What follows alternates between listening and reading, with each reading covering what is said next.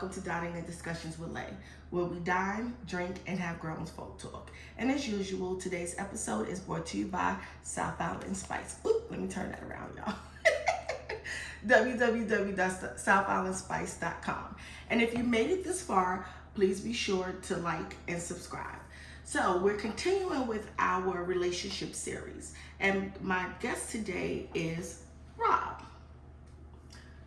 Rob, go ahead and introduce yourself to everybody. Tell them what you do, how long you've been in Atlanta, and where you're originally from. All right, most definitely. It's your favorite Silver Fox, Rob Malloy. First of all, thank you for having me, Lay. I am originally from Providence, Rhode Island. Yes, there's a few black people there. We migrated to Jacksonville, Florida. So my dad's military, I'm military. So I've been here in Atlanta for almost 20 years, believe it or not. A couple things that I do, obviously, I'm a military veteran. I also work with a nonprofit for veterans that help disabled veterans as well. And I recently got into TV, film, and things like that. So, but you'll learn a little bit more about me. Let's get down to the spice and the food and the convo. Let's get it. Yes, so today Rob is allergic to seafood. So I know y'all are all used to me cooking seafood. But today we're gonna do a Cajun chicken stuffed potato. So y'all can watch me work as we talk. So Rob, I've been asking everybody the same question, so I want your take today. Right. The question is, why do you think dating and relationships is such a challenge in today's environment? All right, well, let me take a sip on that right before we get involved. And I'm gonna make me a drink while you're doing that. Mm-hmm. Okay, so why the challenges? For me, I think that dating is great. I'm having a great time dating, being single.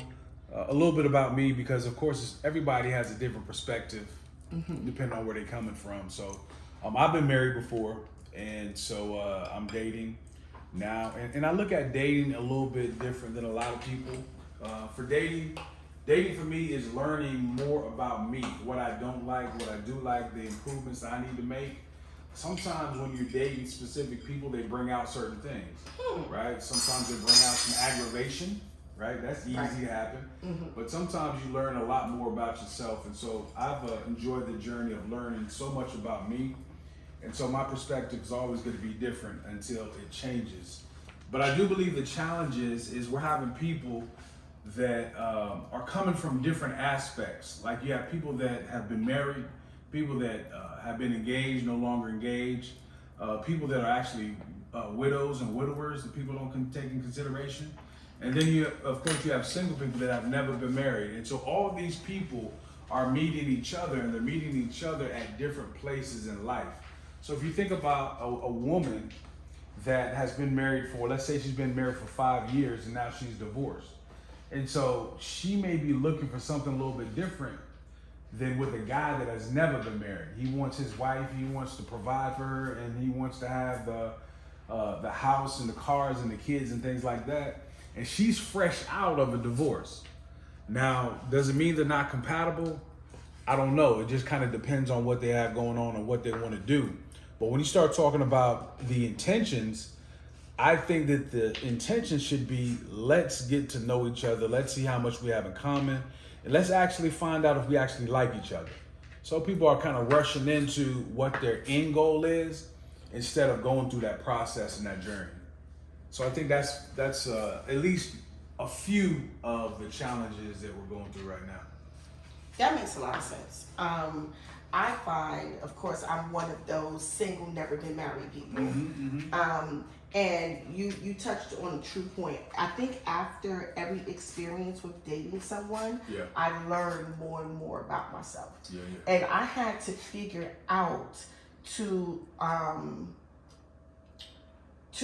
realize that there's a lesson in every situation where I can improve. There's a takeaway in every situation where I can improve opposed to being upset, that it didn't work out, or, whatever the case may be. And I think it's also very important that people are in the same place in life.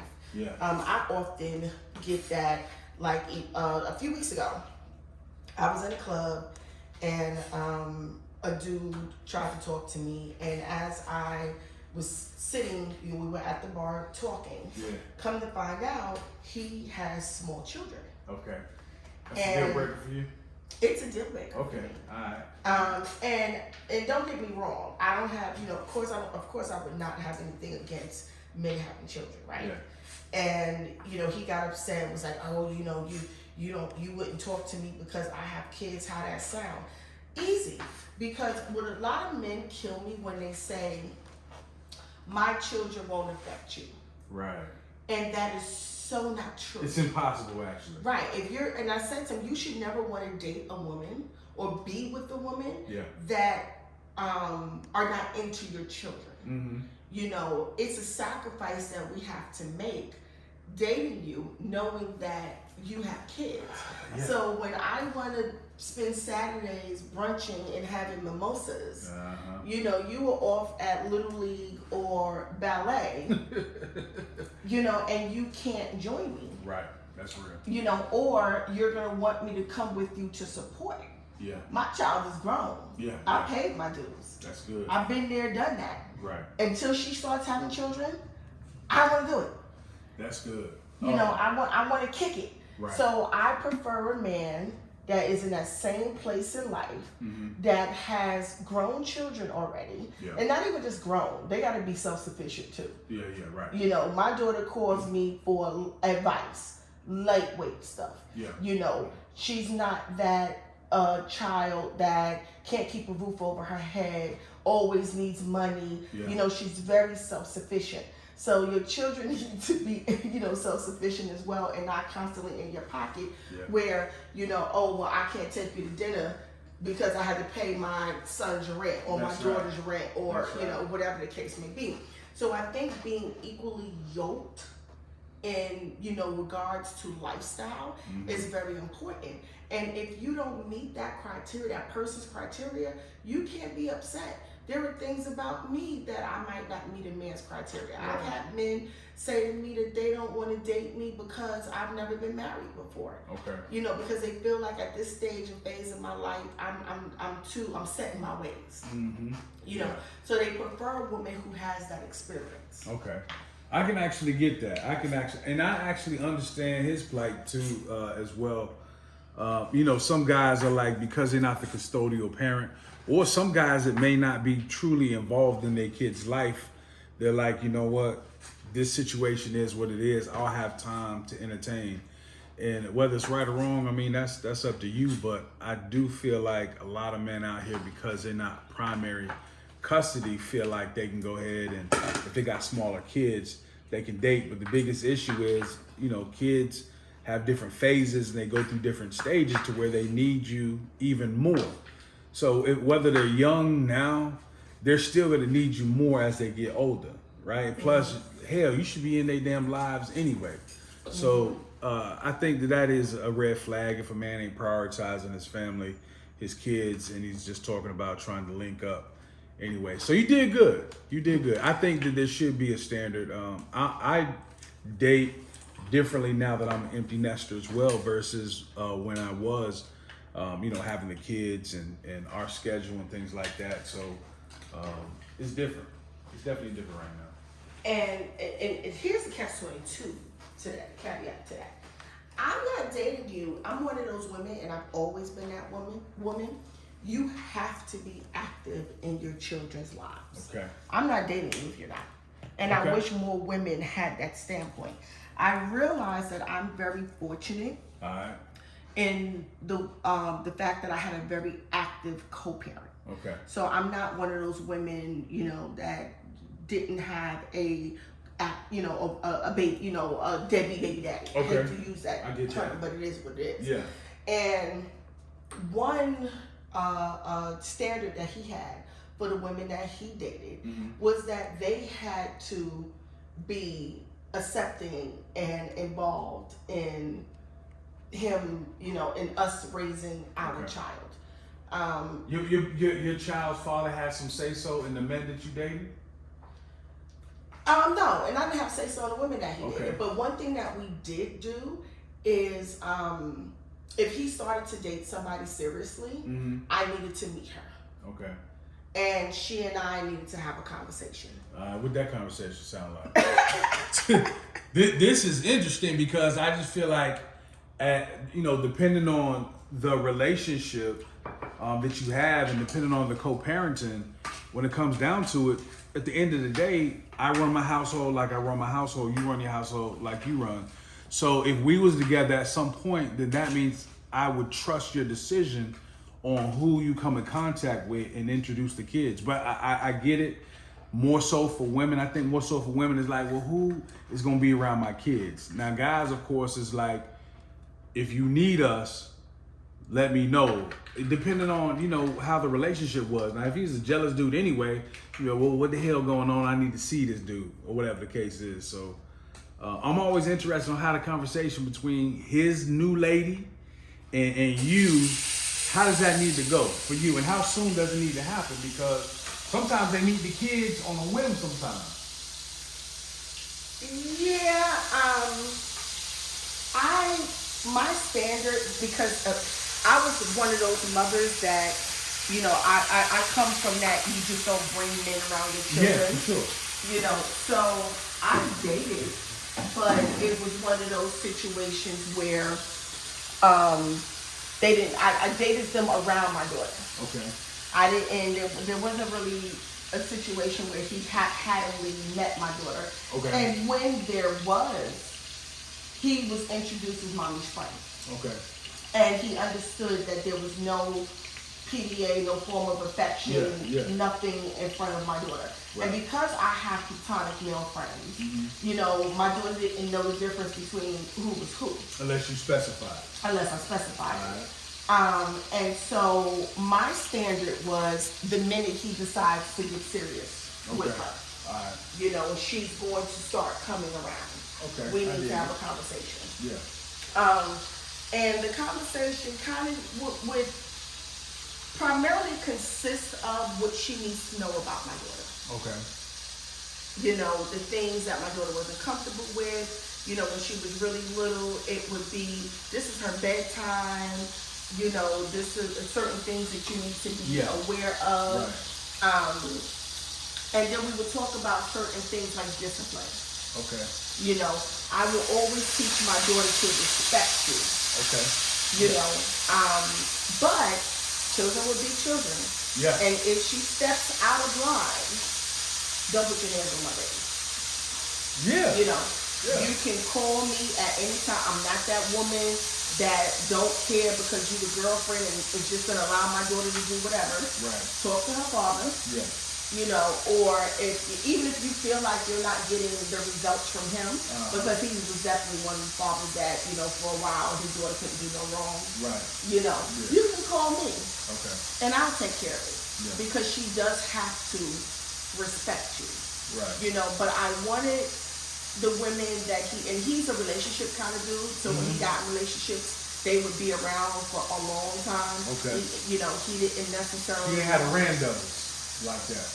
Well, here goes a funny thing. So as my daughter got older, and she started to reflect, because she's 27 now, she started to tell me how he would introduce her to these friends that wasn't friends while he was in a relationship. Okay. So yeah, it happened behind my back. It definitely happened. That's real though. That is real.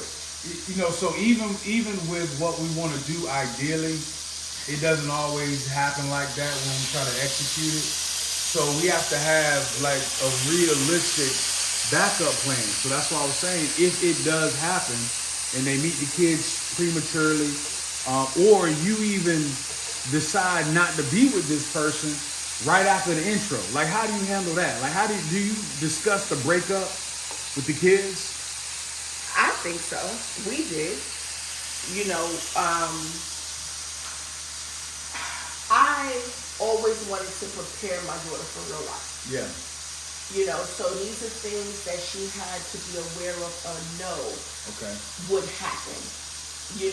I realized a long time ago that Disney fucked us up. Okay.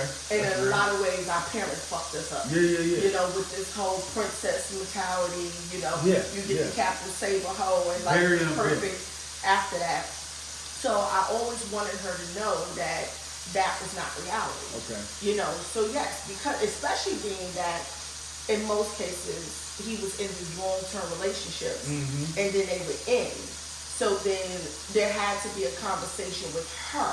Yeah.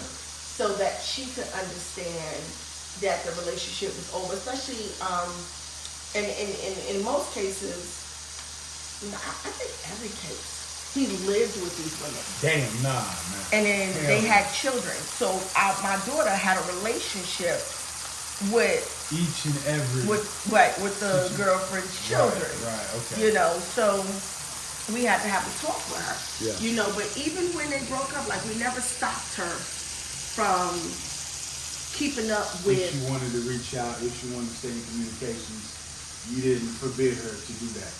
No. But listen though, your situation is very unique because right. Number one, you only have one child, right? Yes. There's not a whole lot of women that got one damn child.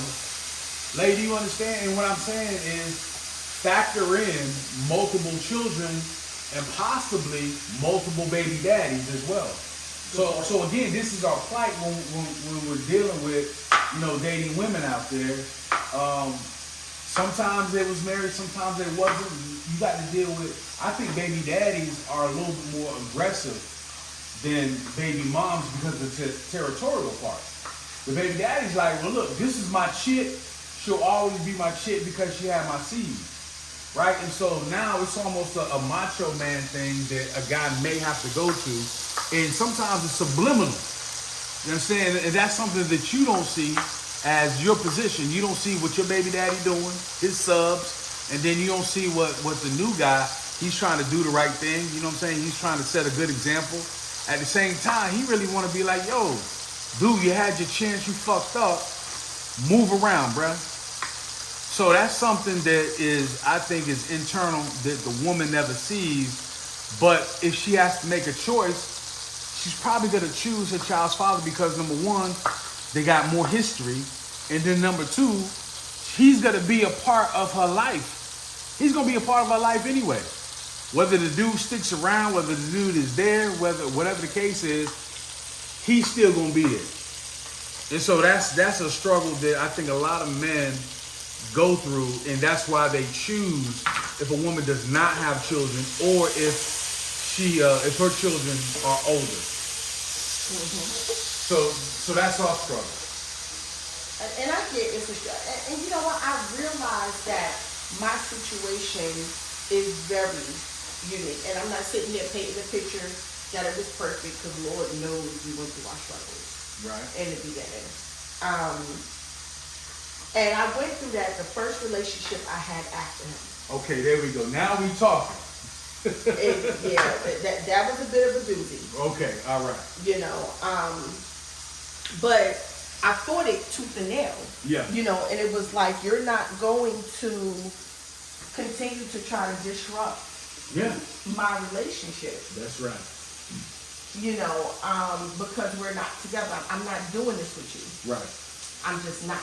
You know, but I think it was a lot easier for him because I never, outside of my first relationship after him, I never got serious like that with anybody else. Okay. So he didn't have to deal with a bunch of different dudes coming around. Right. Trying to see who's really going to be in that position long term. Right. So, I mean, you know, I get that. I think when we talk about so many challenges from dating, again, everybody has a different history and a different background, right? Mm-hmm. But at the same time, we want to ultimately have a fresh start. So I think sometimes it's hard to have a fresh start with somebody who's not going to be transparent with where they're at. Like my logic is you're in one of three places. Either you just got out of something, which is a lot of people. You are about to go through something, so you kind of navigate, trying to figure out, you know, is this my best option? Or you're in something right this moment. And I think relationships, I don't know what the percentage is. We can come up with a percentage. You can come up with yours. I come up with mine. What percentage do you think people come into a new relationship straight from one that they're already in? Like no gap, no healing, no let me see, what I did wrong, let me see how I can improve myself. But you're in a situation, mainly for women, y'all done checked out this motherfucker, right? You ever been in a relationship where you done checked out but you still in the motherfucker? Yeah. Okay, alright. Get her face on that. Now, did you said yes or no? Yes. Okay, I've good. been there. So now we got that. Trying to figure out how to get Trying out. to figure out how to get out the house, how you gonna move, you know what I'm saying? So my thing is, there's so many people that are in a fucked up situation. They feel like since they checked out and they're emotionally detached, that they can get into something new. And because they get into something new, this person, just because you're transparent, don't mean it's a good fit. Just because I tell you, well, you know what, I live with my girl, we don't sleep together, we don't sleep in the same room. Whether that's true or not, that's the story. And the dude or the woman think that she's gonna get extra points because you're transparent. Oh, now I got somebody, they tell me exactly what it is, at least I know what I'm dealing with. When the fact of the matter is still a fucked up situation because you can't give 100% of yourself to any goddamn body right now. So that issue is people are still in relationships, they checked out or whatnot, emotionally unavailable to this guy, this woman, but you want to go over here, you want to start something fresh over here.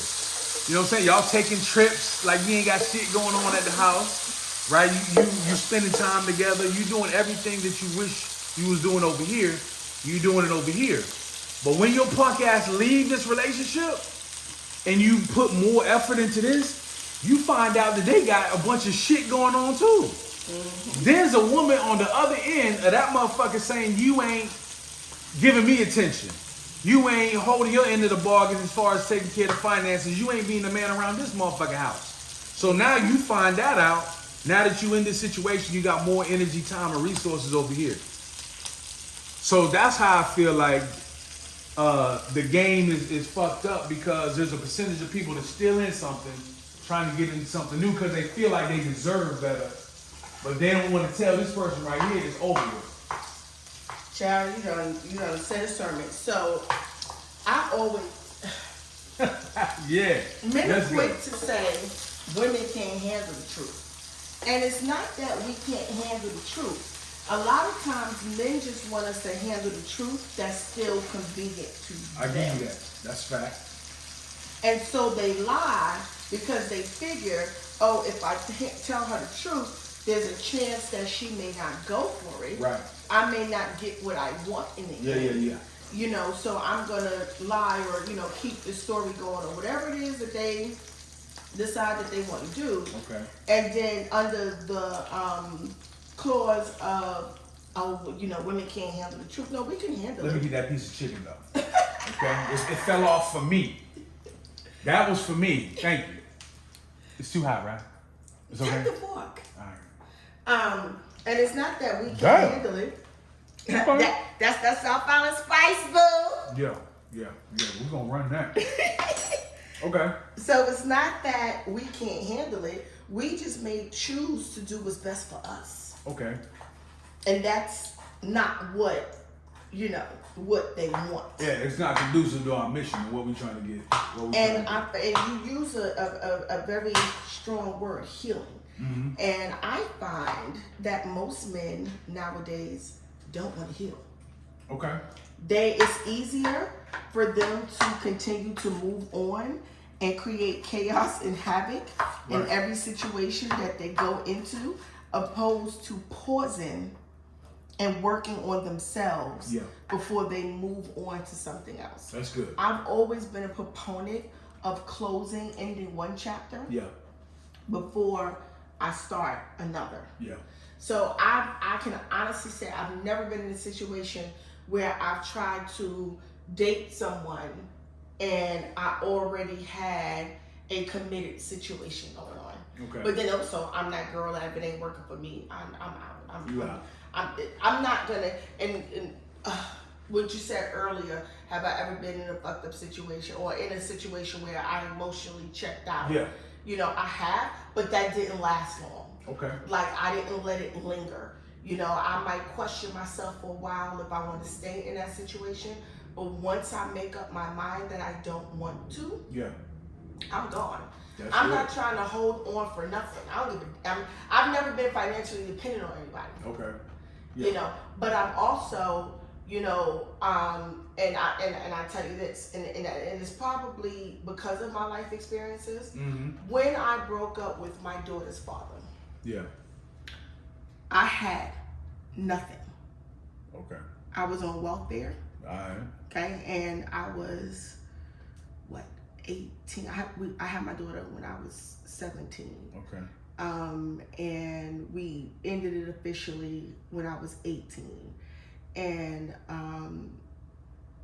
he was a little older than me. yeah, So he was my provider. okay, And when I left with nothing, with a welfare card, a couple of food stamps, mm-hmm. and everything that me and my daughter owned in 4 garbage bags. yeah, And I rather, and we lived in what was considered, you know, in a middle class building, you know, and everybody was looking at me like I was crazy. Like, right. oh, he you know, he provides a good life.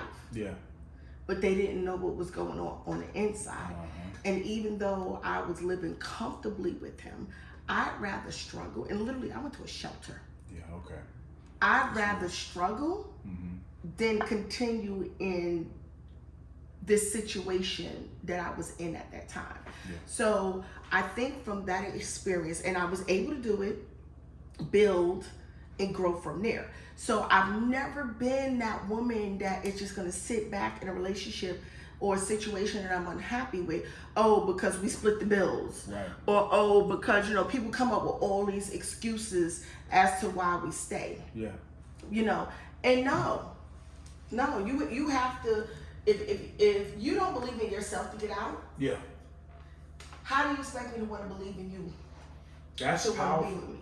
That's powerful, and again, I still think that is a rare situation because there's so many people that are in circumstantial relationships, whether they had the kid together or listen, they may be tied together because they both experience similar pain. That toxic, And so that toxic emotional, bond. Mm-hmm. yeah, that emotional toxic bond, and there's also situations to where there's narcissistic behavior on both ends though. We always talk about narcissistic men, but I'd be damned if there are not narcissistic women that make men feel like you can't do better than this. I know your shortcomings. I helped you I did your resume, motherfucker, right?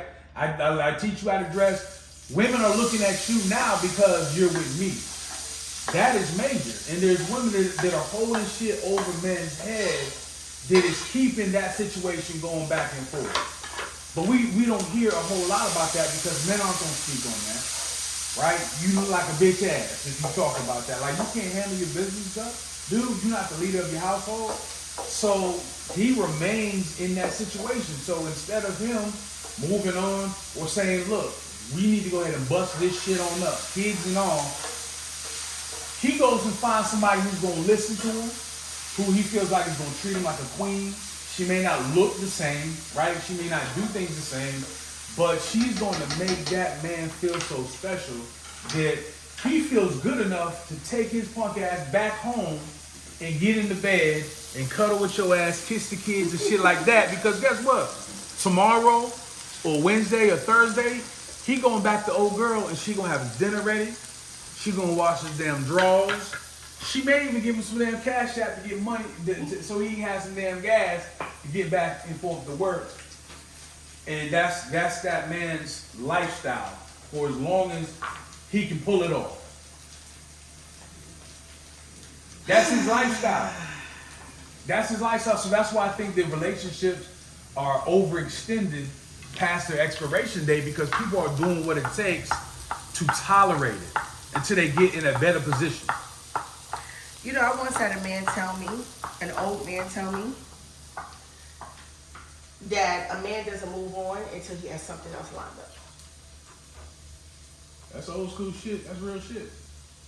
And I honestly believe that because when a woman moves on, the first thing a man say is, "Oh, she must have another nigga out there." Yeah. And we're wired completely different. Definitely that. We move on just because we sick of your ass. Right. It has nothing to do with another man. Whereas a man will hold on to a situation because he feel like he invested in it. He don't want to lose out on his investment. So he'll stay in it unhappy and cheap. Yeah, that is his coping mechanism, if you will. Right? That's his coping mechanism. And it has a lot to do with not learning how to not only communicate, but to seek therapy. Right? Therapy doesn't have to be the traditional stuff. Like, I'm not even saying go to church therapy, because that's a whole nother situation. But I'm saying actually somebody who doesn't necessarily have skin in the game, but is looking to help you find a resolution. And the resolution may be y'all aren't a good fit. Like, people think that when you get therapy, it's to help you stay together. Motherfucker, sometimes it ain't us. Right. It ain't us. And we have to realize that we have to stack the chip so high that we have to realize, you know what? All this stuff that we're betting on, we have to move. We have to move the chips over. We can't bet on us no more. We got to move on. Why do you think so many black men are against getting therapy? I think there's too many women therapists. Real shit. I think there needs to be more male therapists. Y'all hear that? So y'all going to school, getting your certifications. Fellas, we need more male therapists because I believe that there's a lot of female women therapists that get emotionally tied into these cases. Hear me out. I remember I went to therapy, right? Mm-hmm. I went to therapy with my ex-wife, and the first person that we saw was a male. Mm-hmm. And I felt like the dude was kind of on some, yo, you got a good wife, you kind of fucking up, homie. But meanwhile, bro, you don't even know what the fuck going on. All you doing is listen to what she's saying and the picture that she's painting. And so for me, again, it's a trust thing. Can I trust that what I say is going to be valued to this therapist? If it's a dude, this dude may be looking at me like, bro, really? You got this, and she's saying she's doing all these things? Because usually, the therapy starts out with finger pointing. You been to therapy before? Well, not as a counseling, anything like that. Not as a couple. I do my own personal therapy, absolutely, but not with another person. So let me tell you about couples therapy. Couples therapy hit a little bit different. The therapist has to be very skilled to navigate so it's not a finger pointing. A lot of times they'll let you finger point, then at the end they'll try to reconvene. Like, nah, motherfucker, you don't let her get all this shit off, right? That really shouldn't be in this arena. And so a dude is not going to trust because she may be able to articulate better, because y'all can articulate better, right? Mm-hmm. Express your feelings a little bit more. That he can't get his shit off like he really wanted to, right? His communication may be more nonverbal than it is verbal. So when it's time for him to articulate, he just frustrated in the motherfucker. So he's looking at, okay, well, he can't articulate himself. So that means he doesn't know how to communicate effectively and properly. So he got all these things against him, and you don't even really know his plight. So I think as men, especially black men, it is finding a trustful reservoir in a safe haven to be able to express ourselves. And so when we come together, again, depending on where we go and where we come, I think there's a lot of therapists that are biased. They automatically think that, okay, most of y'all are fucking off anyway. So here's another situation where this woman is just complaining because you're not being the man that you should be. So out the gate, he got to prove that he's not that. Okay. Out the gate, he has to prove that he's not that. So I think that it's finding even in the process of finding the therapist, that man needs to be involved. You know what I'm saying? Those two people need to be involved because we don't know. She may be like, hey, my girlfriend gonna be, you know what I'm saying? The insurance and shit gonna work out. My girlfriend gonna be the therapist. He don't even know what the fuck going on. Okay, good point. Yeah, he don't know what the hell happened. We will do some shit like that. Okay, thank you for saying that. Thank you for saying that. So being able to trust that situation and then going through the process of it being effective. We know we done fucked up, right? We know we fucked up. We know what the shortcomings are. But this ain't gonna be a bash session. And I think a lot of times men go through a bash session versus getting to the root of what's going on. So I don't know. Maybe as black men we need to have more individual therapy first to kind of learn more about us and how we can express ourselves, and then find a way to transition into couples therapy. Okay. That makes absolute sense. So maybe a week or so ago, I was looking at a post where online where a dude was complaining about women as usual. Bang. And one thing that he said in his rant is men haven't changed. And the thing that my first thought was, that's the problem. Right. So I'm gonna give you the statement that I came up with, right? I honestly feel like black men have become, or are, not even have become, because they've always been, content with our oppression. Okay. And they are no different than the slave owners who fought against the abolition of slavery. Mm-hmm. They're no different than the racists who fought against desegregation.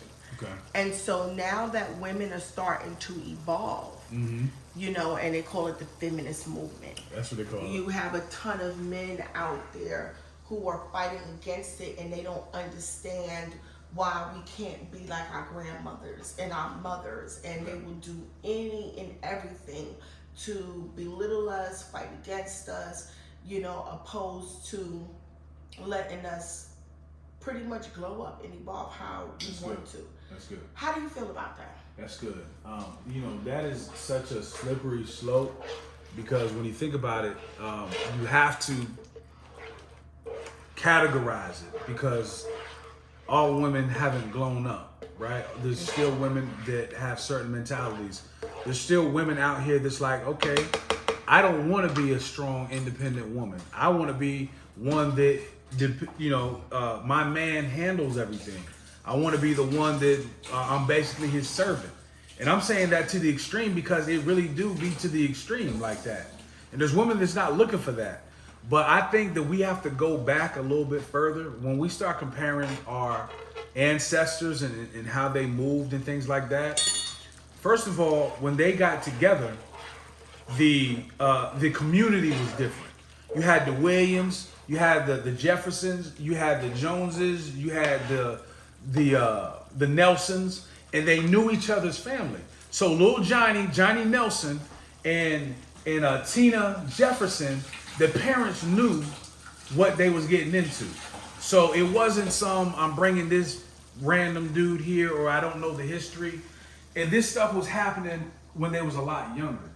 Like our great folks, they got together when they was 11, 12, 13. Good point. The guy was 14, 15, 16. So before their minds can actually be attacked for a certain narrative, what they understood was the principles of building a family, the principles of having a foundation, the principles of actually getting to know this person and knowing this person's history.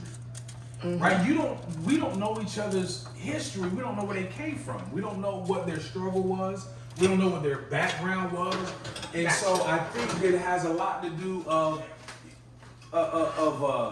not actually understanding our great grandparents and things like that. You don't know what they've been through.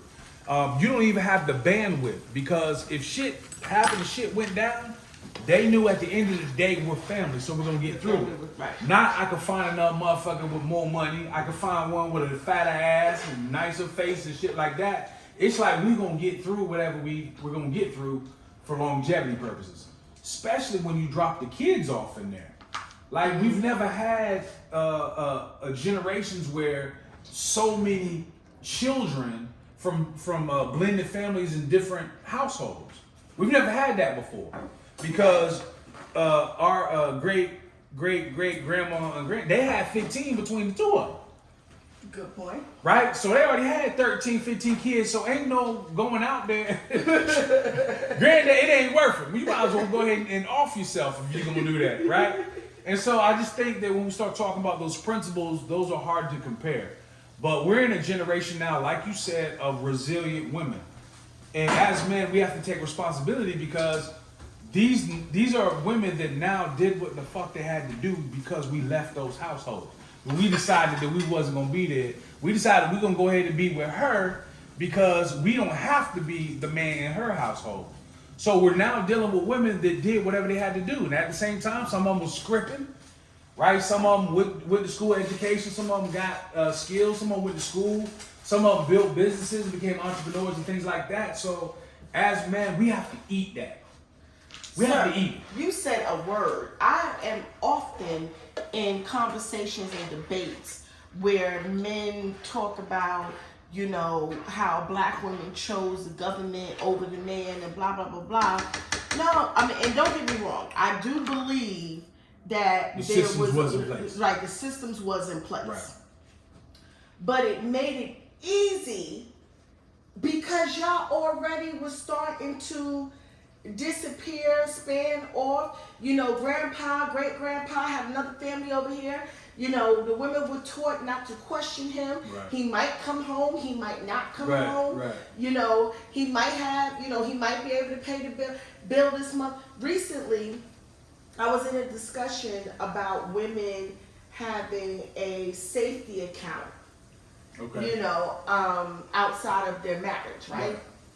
And a lot of women were saying they were taught that from their grandmothers, you know, and they continue to do it. Yeah. And I feel like we need to, and I'm not saying we shouldn't have a safety account, Right. but the safety account shouldn't be such a secret. Granny had to do it because Papa wasn't guaranteed to come home. Okay. Right. Papa, you know, everybody tried to paint this picture that our grandparents lived this model life, and they didn't. Granny was required to make it look that way. Yeah. No matter what Papa did, she made it look good to the kids and the grandkids. Yeah. So everybody, a lot of people have this whole standard of, you know, my grandfather did this, my grandfather did that. Half the time, a lot of the times, I'm not gonna say half, a lot of the times he didn't. Granny just made it look good. She did. Right. You know, so they teach, they've taught us to have these safety accounts because they had to have them. I get that. I get that, and I acknowledge that, and I respect that. And what I've learned is not to finger point. There's plenty of things that our parents and our ancestors could have done better, right? Mm-hmm. Especially when it comes to financial literacy. Oh, that would probably be the biggest thing, right? So what I think that was not in place that would have helped our ancestors and then the generations to come is how to handle conflict and how to handle mental health issues, right? So you have to, if we dig deep enough, where do our people learn how to be providers? But I'm talking about providers versus survivors. I think that we've come from a survival generation, you know, and versus providers. So if granddad did not work in the field, or when he stopped working in the field, did he have a skill? How did he pick up a skill? If he didn't have a skill, how do you provide? As things progress, when we get into the 60s, the 70s, after the Great Depression, where the fuck are the skills at? So guess what? He's gonna be depressed because he can't be the provider anymore. He's gonna take drugs, recreational drugs, because he doesn't know what else to do. And guess what? That shit is readily available. What was there mental health programs for our ancestors back then? Or were they like, you know what? Let's give you this medication. Right? Let's give you access to alcohol because there's liquor stores on every goddamn corner. Mm-hmm. Right? And so now you have access to all this paraphernalia, but there's no programs on how to be a better person, how to be a better man. If you can be a better man, then you can be a better father. If you can be a better man, you can be a better husband. If you can be a better man, you can be a more responsible son. Because sometimes the son has to bring the father back because the father don't know. If you think about that, he never learned financial literacy. And that goes on today. Like, you know, my dad or my granddad and stuff like that, they didn't know about life insurance policies. They didn't know about investing and shit like that that I have access to. And you may say, well, everybody has the resource. You can look it up. No. My 79-year-old granddad, my 79-year-old dad is not motherfucking going on the damn computer, and he is not doing due diligence on how stocks work, how cryptocurrency work, how to motherfucking work the stock market and things like that. Hell, I don't want to do it. You know what I'm saying? Right. So I just think that if we look at how we can be better, how we were, our history is survivors versus providers. If we could just look at that and build each other up and work on that, I think that we'll be better. And the last thing I'll say about this, which a lot of people don't take in consideration, biologically, a male's brain does not fully develop till he's 25 years old. So he's 25, 26 years old. That is a biological fact that you can look up. And so the thing about it is, think about how many young men were put in position to be a father before 25. How many young men was positioned to be the man of the house before 25?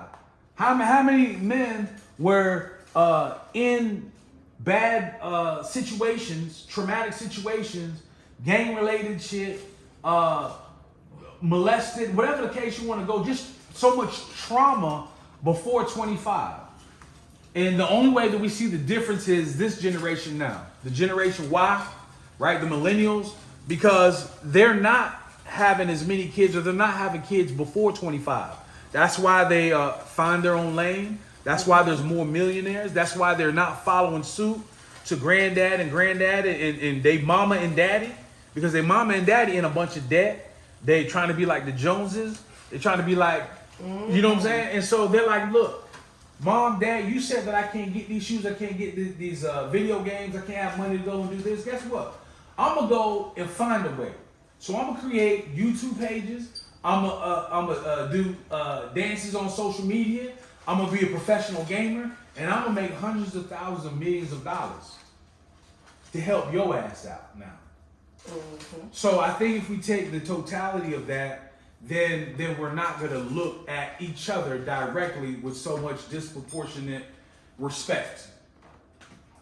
That makes sense. That was something that I had to realize or come to realization, you know, going through therapy. Right. You know, because I resented my mother for a long time Me too, for both my not parents. being a go-getter. Right. She started out as a go-getter, but then she got to a place in life where she just gave up, or it felt like. Well, she made me fed up. She quit. She was fed up because, again, she didn't have the proper tools that were available, but weren't available to her. Just wasn't available to her. My dad is a retired Navy chief, right? So you would think, as a retired Navy chief, once you're out of the service, you have access to all these tools and resources and things like that. They're going to make sure that the veterans aren't going broke or need second and third jobs or supplemental income. But they're not going to do that. They're not going to do that. And even if they do, they're not doing it for us. Right. We don't have direct access to it. They piecing the information to us. And that's how they continue to do it. So that's why I love our generation, meaning my kids, and me, and people like you that are actually breaking the mold. And you're doing things that your parents probably didn't want to do or didn't know how to do it. And so that's why I think platforms like this, having these conversations versus the back and forth tug of war on social media, because you got to think about, there's a narrative within social media. You're right about that. Right? Things are going to be pushed that's not really going to be showing as much love, camaraderie, and even cooperation between the people of color. Specifically the men and the women of color. You're right about that. And it's funny because recently I finally had the realization that we are the bridge between our parents' era and our kids' era. Yeah. And I think when a lot of people realize that, it will be therapeutic. Yeah. At least it was therapeutic for me. Right. You know, when I looked at the anger that I had to also realize that my mother didn't have the access Right. to things that I have. Yeah. You know, and she was a product of the generation before her that had even less access. Right. You know, and then I can't figure out whether or not my daughter's a millennial or Gen Z. Every time I look up the definition of it, it gives me a different year. Yeah. So it's she's sort of pretty, hybrid in this moment. right. She's pretty much on the cusp. Okay. You know, but they have a whole. It's always a constant conversation. You know, because my mother comes from an era of keeping it safe. You know, having safety nets and not taking risks and stuff like that. That's really good. And then quite often, my daughter's a risk taker. And so they will bump heads. And then they get upset because one can't understand why the other one don't get it. And I'm just like, because you come from two completely different eras. Definitely. You know, what worked for one didn't work for the other, and it's a matter of understanding where each other comes from. Yeah. You know, or at least respecting it. You know, in order to be able to get through it. That's good. You know, but this is the sad part, and back to the whole relationship thing, right? For many years, I prayed that my daughter would have better experiences in dating and better luck than I did. Yeah. But I'm actually scared. My daughter has, at the tender age of 27, she has gone through, and she's not your typical 27-year-old. She's an old soul. She's responsible. She's not the girl twerking on the gram. And I'm not judging anybody who is. Right. But she's very toned down. She's very family oriented, relationship oriented. And the things that she goes through as a mother, you know, just honestly trying to have a healthy relationship is heartbreaking. Yeah. And a lot of times when she calls me, I don't know what to tell her. Yeah. You know, and I feel like, you know, if she's going through this, you know, I feel bad for my grandkids. Yeah. I feel like it's just getting worse. Yeah. So how and where do we fix it? That's good. I think first and foremost, that looks so damn good. It's hard to concentrate. However, I think that we have to be willing to have those uncomfortable conversations, because again, like you said, the era your mom, probably my mom, my parents are a little bit older. My parents would be what's considered other people's grandparents, because I'm the youngest of four. Your parents are how old? My mom is 81. Okay. My mom is 81. My dad is 79. They're still together, over 40 plus years of marriage. Still got their faculties and all that's that. beautiful. So they're good. At the same time, I learned that I couldn't be my parents. Right? I couldn't, and that was one of the issues. I had to learn that I'm not my parents. I don't know what they've been through. I don't know how they got through it. So I'm gonna have to take everything I can from them. Thank you so much. That looks You're welcome. Amazing shit. I had to learn that I had to create my own family, my own reality, what relationships mean to me when it comes down to the core relationship and what I desire. Because it may not look like what my parents did. My parents had 4 children, right? And they made a decision that regardless of what the hell's going on around them, we're going to make this happen. Me, I've already been divorced one time. I've already been divorced. Right? I already have multiple children. And so my thing is, that's not even the same path. So I have to create something different. So I think, like you said, being transparent with our kids, because our kids can handle it. Our parents didn't entrust us to be able to handle their reality. But these kids here, they have to know the truth, because it's already in their DNA that something ain't right. Like, there shouldn't be these many divorces. There shouldn't be these too many kids outside of relationships. There's too many kids outside of marriages. You understand what I'm saying? Like Right. they understand that something's not right about that. So we have to teach them what the core values are. Now, the biggest challenge, and usually a lot of flack off of this, is we have to think about when we talked about the resilience of women. We also have to think about the where men was when it came down to wanting to be a father and step it up. So we're now getting we're now reaping that. So now these are men, women. These are women that came up teaching their sons, hey, don't let these women trap you, right? Don't make sure that these women have vested interest. And we also got women that are now like, look, handle your business. Don't let these men run game. Don't let them trap you. And so now these people are now getting together. Mm-hmm. And so they've been taught one side all this time. Right. And so now they're dealing with the opposite. Well, what if I love them? Well, what if this is genuine? What if this can work?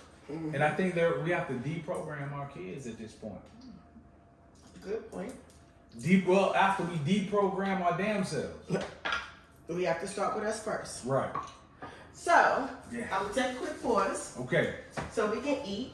So one thing that we do on the show is I need an honest review. Okay. Okay. So typically, y'all, I pray before food. So we're going to keep it short. Thank you, Jesus. Bless the hands that made it. That would be me. Amen. Amen. Yes. So go ahead and dig in. All right. So look. I need a first. I need a first reaction. Okay. And you can be honest. First of all, it's very pretty. Thank you. Real. It's very pretty. I'm a messy eater, so I'm gonna make a mess as I get into it. The cheese is popping. All the flavors are there. Mm-hmm. I can even see your damn seasonings. Yep. South Island spice will get you right. And if you notice, that's damn good. I use no extra salt. This is damn good. It's all purpose. This is damn good because as I'm eating it, I'm tasting more flavors. I'm tasting the flavors as I'm eating it. This is A1. This is A1. Look at it. Hold on, man. Y'all got to see this shit right here. Y'all don't even understand. Look at that. You see the cheese. You see the chicken. You see all the spices. You see the veggies. Yeah. I'm going at it again.